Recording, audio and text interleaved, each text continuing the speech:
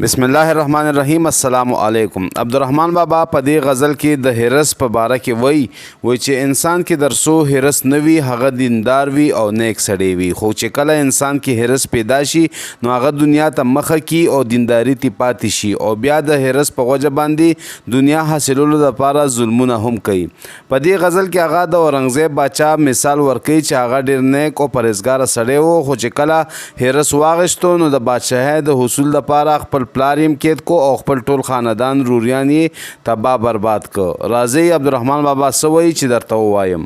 عبدالرحمن بابا فرمایي وی اورنګزیب هم یو فقیر و چې ټوپۍ یې و په سر و ټوپۍ ورته یې شا کړه چې قادر شو په افسر.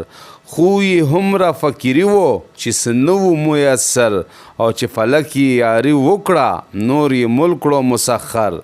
او ګوره هسې چارې وکړې په ایال د خپل پدر وار په وار یې تر تیغ تیر کړه د خرم تمام ټبر.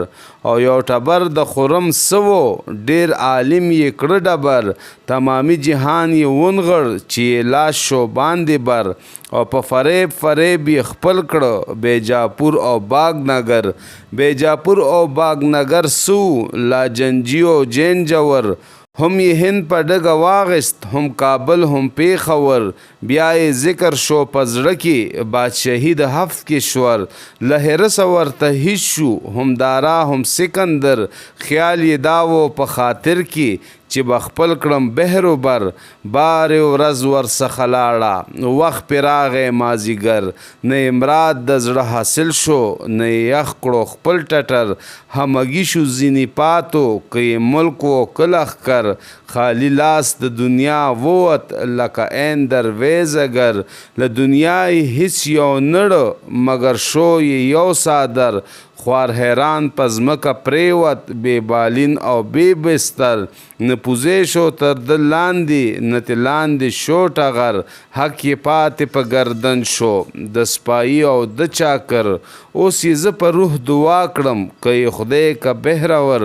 حق تعالی یې په نصیب کړه شیرین حوس د کوثر. ما خو نوم د اورنګ واغست دا احوال دی د هر سړی د خپلې خوني هم بادشاه دی هم سرور. هر چې اهل د دنیا دی واړه هسې دی اکثر. او دا بیان دور و دراز و رحمان وکړو مختصر.